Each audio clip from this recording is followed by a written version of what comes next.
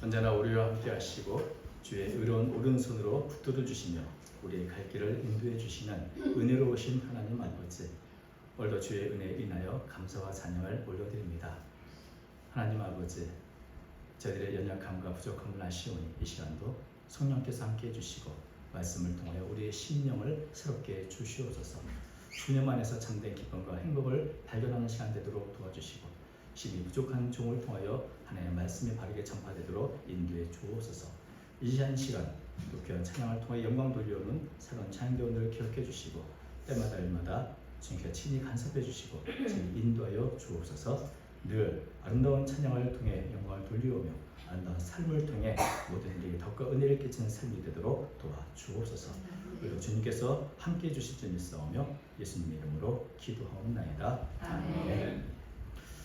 오늘 주보에 최초의 질문이라는 이 시의 일부분이 실렸는데 거기 읽어보면 좋은 질문들이 많이 있습니다.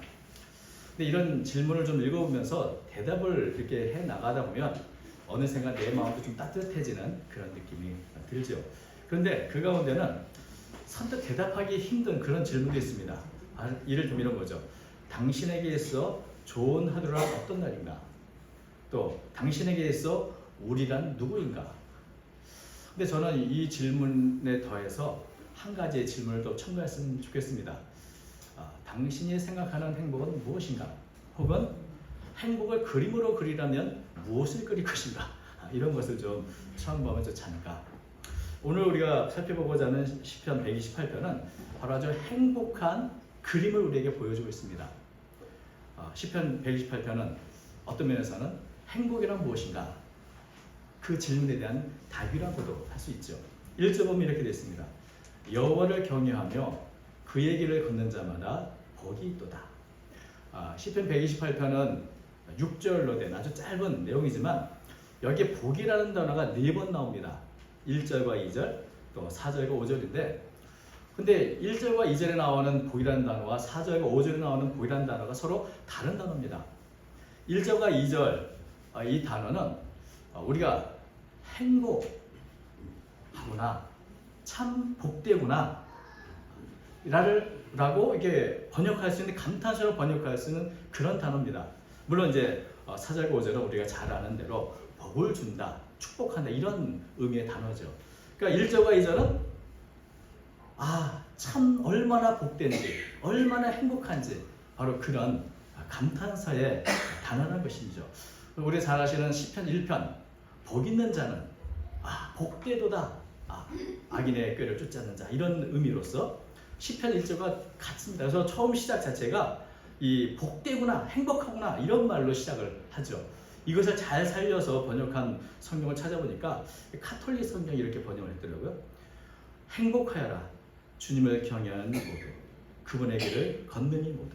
그러니까 행복하여라. 누가 행복한가? 주님을 경외하는 자가 행복하다. 누가 복된 자인가? 주님의 길을 걷는 자가, 걷는 모든 사람들이다. 여러분, 주님을 경외한다. 주님이 어떤 분인지를 내가 알고, 창조 주신 그분, 내게 생명을 주신 그분, 나를 사랑하시는 그분을 진지하게 생각하면서 어떻게 하면 하나님을 기쁘시게 하실까? 주님을 기쁘시게 할까? 주님의 뜻이 무엇일까? 이걸 생각하며 사는 사람이 주님을 경외하는 사람입니다. 또 그렇게 생각할 뿐만 아니라 내가 이제 주님의 뜻대로 살아야지 결단하고 주의 말씀대로 행동하는 사람, 바로 그 사람이 주님의 길을 걷는 사람이죠. 이게 바로 우리가 아는 것처럼 믿음의 길입니다. 주님이 어떤 분인지 알고 내가 그 주님의 말씀에 순종해 살아가는 삶, 이게 이런 믿음의 삶이죠. 이렇게 믿음으로 사는 사람이야말로 행복한 사람이다. 왜 그럴까요? 주님을 경외하고 주의 말씀대로 살아갈 때 주님이 주시는 특별한 은혜를 경험할 수 있기 때문에 그렇습니다.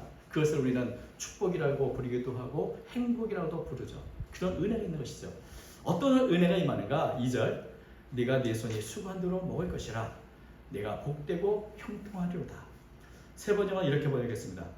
네 손으로 일한 만큼 네가 먹으니 이것이 복이요 은혜이다. 주님을 경외하고 주의 말씀대로 살면 길을 가다가 횡재를 얻을 것이다. 좋은 귀인을 만나서 네 길이 형통할 것이다. 이런 말씀이 아니라 어떻게 보면 굉장히 많은 큰 일이 벌어질 거라고 기대하고 봤더니 이를테면 뭐 인생 역전, 로또에 당첨되거나 어떤 사람보다 먼저 출세의 길이 열리거나 내가 신청하는 이벤트마다 당첨되거나 뭐 이럴 줄 알았더니 그런 것은 전혀 아니고 네가 수고한 대로 네가 먹을 것이다. 네가 일한 만큼 네가 먹게 될 거다. 이건 너무 좀 은혜와 축복치고 너무 평범하거나 뭐 정말 아무것도 아니지 않나 하는 생각이 들죠. 이게 왜 특별한 일일까? 여러분 이 128편은 앞에 있는 127편과 연결되어 있습니다. 그래서 127편을 보면 이게 왜 축복인지를 알게 되죠. 127편 이렇게 됐습니다. 여호와께서 집을 세우지 아니하시면 세우는 자의 수고가 헛되며 여호와께서 성을 지키지 아니하시면 파수꾼의 깨어있음이 헛되도다. 너희가 일찍 일어나고 늦게 누우며 수고의 떡을 먹음이 헛되도다. 당연히 내가 내 손을 일한 만큼 먹는 게 당연한 줄 알았지만 그게 당연한 것이 아니고 특별한 하나님의 은혜가 있어야 그런 일이 있다는 겁니다. 주님이 함께하지 않으면 모든 것이 다 헛된 것이다. 건축하는 사람도 헛되이 건축하는 것이고 파수꾼도 헛되이 지키는 것이고 잠 못 자고 잠 먹지 못하고 행했던 모든 수고들 모든 행한들이 다 허무한 것이고 헛된 것이 된다는 것입니다. 아무리 세우려도 세워지지 않고 쌓아도 쌓아지지 않고 지켜도 지켜지지 않는다. 우리가 노력하면 노력한 것만큼 당연히 받을 거라 생각하지만 그것이 자동적으로 되는 것이 아니라는 것입니다. 주님께서 함께 하시고 주님이 도우시지 않으면 늘 우리는 헛수고 때문에 바쁘고 늘 헛된 일을 쌓느라고 바쁘고 한 것은 많은데 열매는 없는 이리저리 다 세워나가는 그런 삶을 살 수밖에 없다는 것이죠. 그러나 주님이 함께 하시면 우리가 일하는 모든 것들이 열매를 맺고 결실을 맺는 주님은 열매 맺게 하시는 주님이시죠. 결실하게 하는 추수하게 하시는 주님이다. 이게 바로 은혜와 축복이라는 것입니다. 그리고 네가 복되고 형통하리로다. 복되다는 이 말은 아까 말씀드린 행복과 같은 행복으로 번역하십니다. 네가 행복하고 형통하다. 이 형통이라는 단어가 뭐 우리가 생각하는 것처럼 모든 일에 막힘없이 만사형통하는 그런 의미가 아니라 사실은 이 형통이라고 번역된 단어는 좋다, 선하다, 유익하다 그런 의미의 단어입니다. 이 단어가 이 동일한 이 128편 5절에는 번영으로 번역이 됐죠. 예루살렘의 번영을 보며 그러니까 한 똑같은 단어지만 문맥에 따라 이렇게 좀 달라지는데 형통이라는 이 단어는 그런 면에서 모든 것이 그냥 뭐 일사천리 된다는 그런 의미가 아니라 나의 삶의 모든 부분에서 가장 좋은 부분, 가장 좋은 거, 가장 선한 거, 가장 유익한 것 이것들을 유지할 수 있다는 겁니다.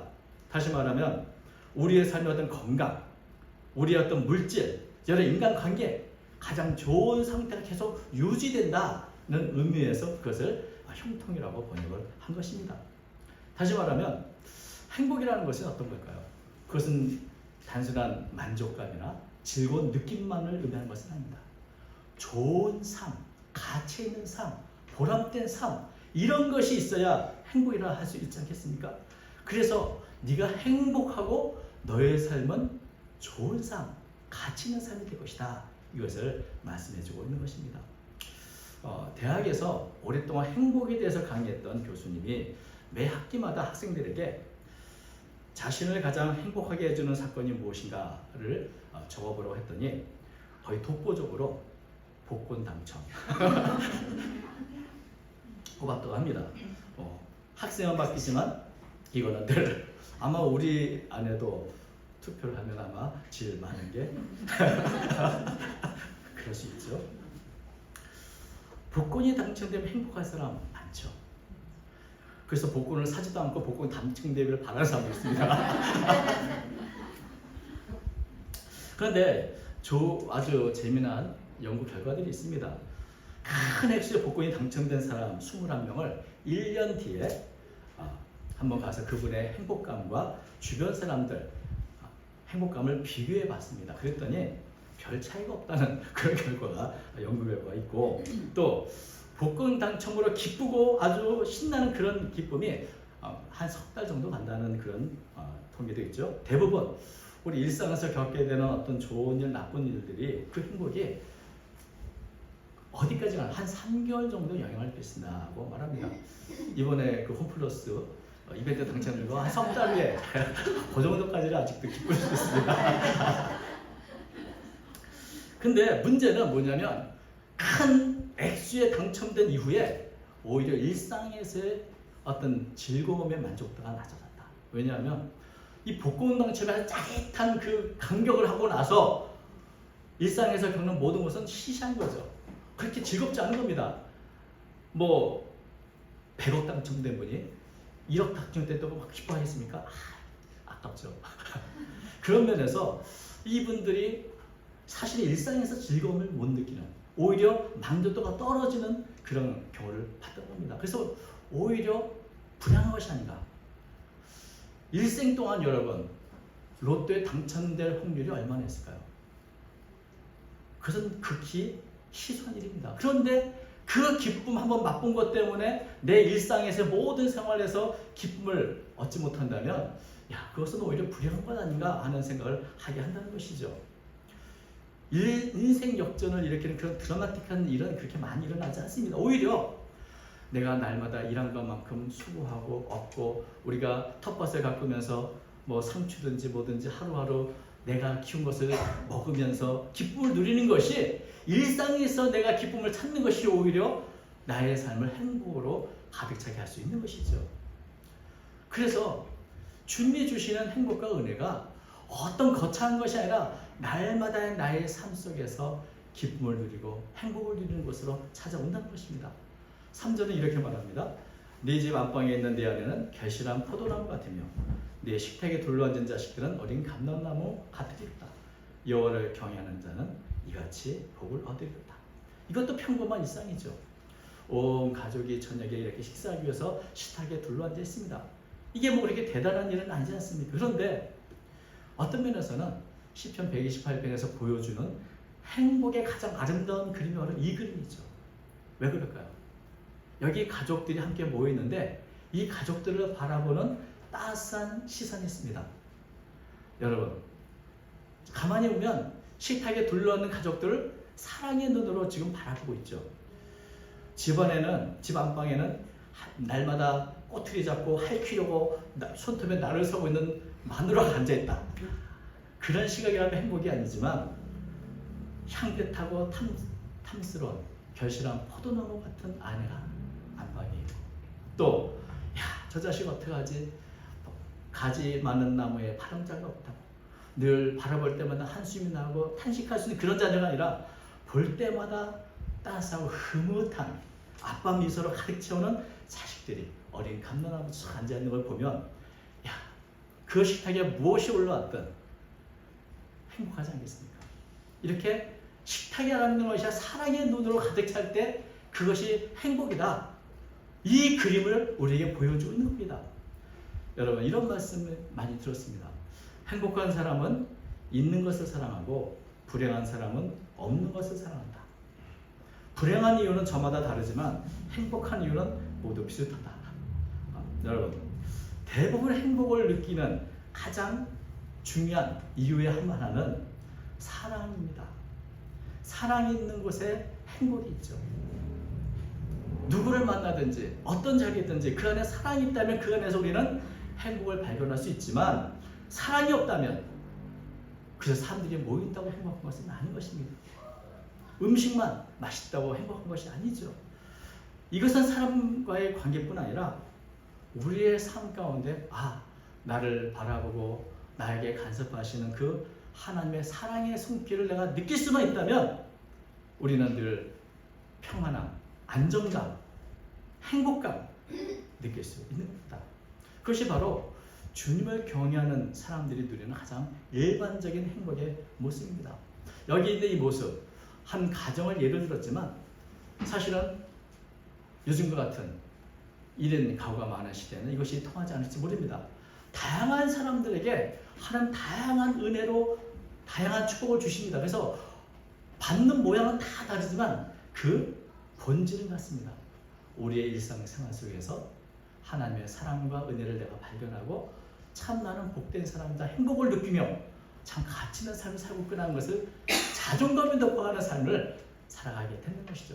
주님이 계획하실 때 평범한 나의 모든 일상이 나에게 행복으로 다가오게 된다는 겁니다.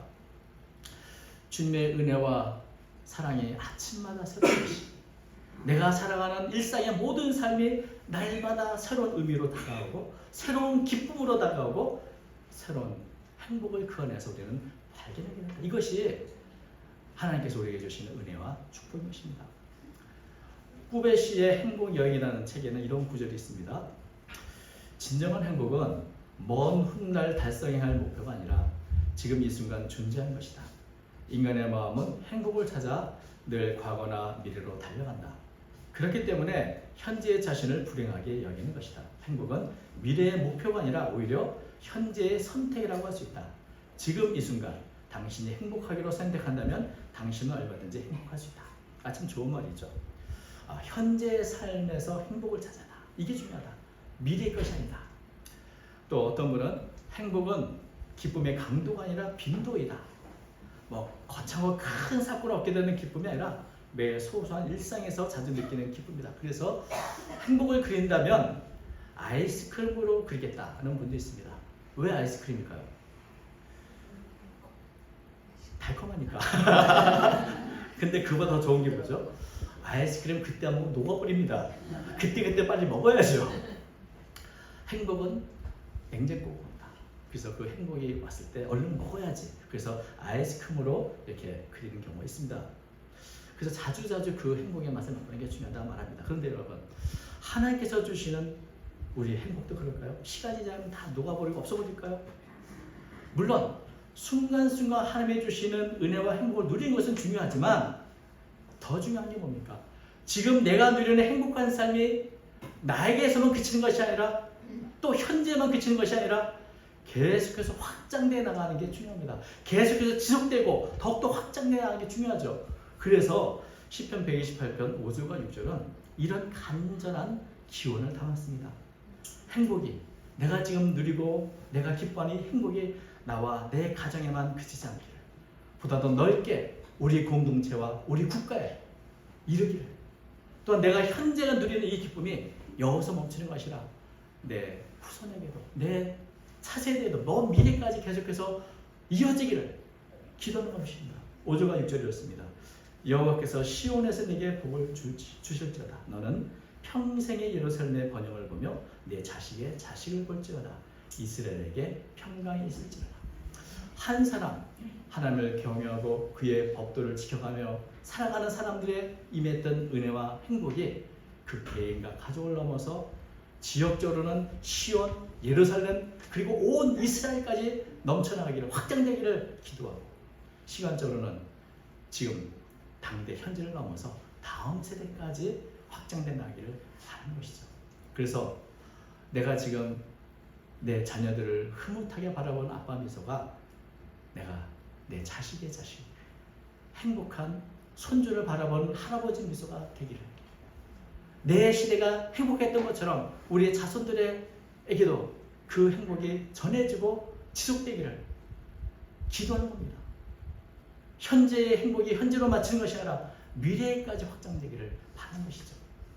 여러분 참 이렇게 생각하면 시편 128편 참 행복에 대한 아름다운 시편이라 하는 생각을 하게 됩니다. 사람은 누구나 행복을 추구합니다. 아리스토텔레스는 행복은 삶의 의미이자 목적이요 총체적인 목표라고 말했습니다. 행복하길 바라는 것은 잘못이 아니죠. 근데 문제는 어떻게 하면 행복할 수 있나? 사람마다 행복을 느끼는 방법도 다릅니다. 어떤 사람은 언제 가장 행복한가? 집에서 그냥 뒹굴뒹굴 걸 때 행복하다 이런 사람도 있고 어떤 사람은 아주 어렵고 난해한 이 문제를 풀었을 때 난 행복을 느낀다. 지난주에 우리 후배 목사님 만났는데 본인은 성경을 읽고 깨달았을 때 정말 무한한 행복을 느낀다 이런 말씀을 하더라고요. 그러니까 저마다 행복을 느끼는 방법이 다 다릅니다. 그리고 그 방법으로 얼마간 행복을 느낄 수 있습니다. 그러나 말씀드렸던 것처럼 행복은 단지 감정이 아니고 그 이상인 것이죠. 돈으로 과연 행복을 살 수 있을까? 이런 유무가 있습니다. 돈으로 행복을 살 수 없다고 생각한다면 돈이 모자르지 않은 걸 생각해봐라.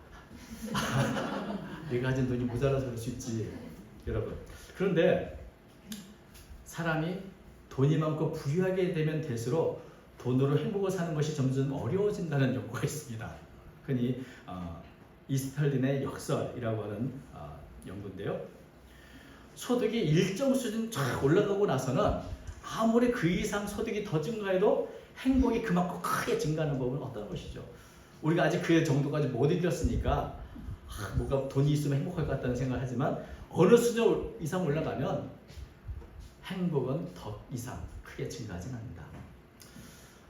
누가복음 15장에는 예수님께서 돈이 있으면 재물이 많으면 행복할 거라 생각했던 한 아들, 둘째 아들의 이야기가 있습니다.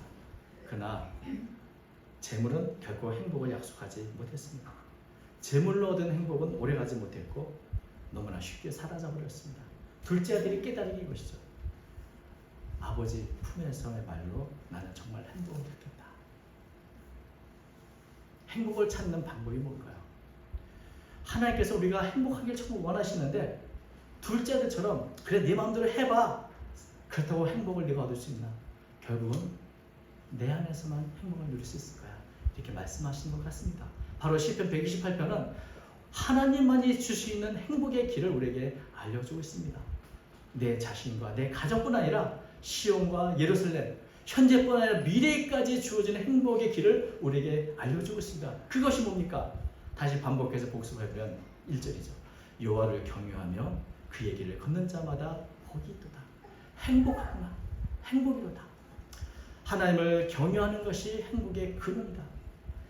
여러분, 이 세상에서 우리가 누릴 수 있는 모든 행복을 다 불러 모은다 할지라도 하나님이 우리에게 주시는 것, 하나님의 보호 아래 있는 것, 하나님의 은혜 속에 거하는 것보다 더 행복할 수 있겠습니까? 신명기 33장 29절 이스라엘이여 너는 행복한 사람이로다. 여호와의 꼴을 너같이 얻은 백성이 누구냐. 여기 행복한 사람이라 할 때 행복도 바로 시편 128편에 있는 행복하구나 했던 그 단어와 같은 단어입니다. 오직 하나님만이 복의 근원이시기 때문에 그분을 경유하고 그분의 말씀을 따라 사는 것이 사람의 본분이고 그것이 우리가 갈 수 있는 유일한 행복의 길인 것입니다. 수많은 험한 일을 말했던 전도서의 마지막이 어떻게 끝납니까? 이들이 결국은 다 들었으니 하나님을 경유하고 그의 명령들을 지킬지어다. 이것이 모든 사람의 본분이니라. 하나님 없이 진정한 행복은 없고 하나님의 뜻에 어긋나게 살면서 행복을 얻을 수도 없습니다. 하나님을 경외하며 내게 주어진 본분에 최선을 다할 때 하루하루가 행복의 길이고 그 안에 내 자신뿐 아니라 우리 공동체 모두의 그리고 현재뿐 아니라 미래의 행복도 달려 있는 것입니다. 그래서 오늘 우리가 누리는 일상의 행복들 누리면서 또 우리는 기도하길 바랍니다. 그리고 주님이 우리에게 주시는 이 행복이 너무나 많은데 이것을 깨닫지 못하고 발견하지 못하고 허무한 뜬구름 같은 행복을 추구하고자 하는 우리 자신들 한번 되돌아볼 수 있기를 바랍니다. 오늘 가족 찬송잔치가 있는데 어떤 면에서 저는 이 행복의 그림을 그린다 한다면 아까 식탁에 둘러앉아 있는 그 따스한 미소의 가정도 그렇지만 모든 사람이 기쁘게 찬양하는 그 모습, 둘러앉아서 찬양 그 모습을 또 하나의 행복의 그림은 아닌가 하는 생각을 하게 됩니다. 오늘 오후 시간에 우리 함께하는 교회 성도에 속한 성도 모든 가족들 함께 하나님의 은혜를 찬미하면서 자 행복한 시간 보낼 수 있기를 바라고 또 우리가 날마다 행복을 쌓아가면서 아름답고 복된 인생을 살아가는 저와 여러분 되시기를 주님의 이름으로 축원합니다. 기도하겠습니다. 거룩하신 하나님 아버지, 우리를 행복한 사람으로 불러주시니 감사합니다. 예수 그리스도 안에서 구속함을 입은 저희들, 주의 사함을 얻고 영원한 하늘에 소망을 두며 살아가는 하나의 백성된 저희들, 날마다 주님이 주시는 그 행복을 누리며 만끽하며 살아가도록 인도해 주시고 또 하나님의 그 사랑의 손길을 날마다 경험하며 발견하며 살아가도록 이끌어 주옵소서. 우리 일상에 임하시는 하나님의 은혜를 깨달아 알도록 인도해 주시고 그로 말미암아 늘 기쁨과 찬양이 넘치는 저희 되도록 인도해 주옵소서. 우리 함께하는 교회 모든 성도들의 삶을 붙들어 주시고 늘 행복으로 채워 주옵소서. 우리 주 예수님의 이름으로 기도하옵나이다. 아멘.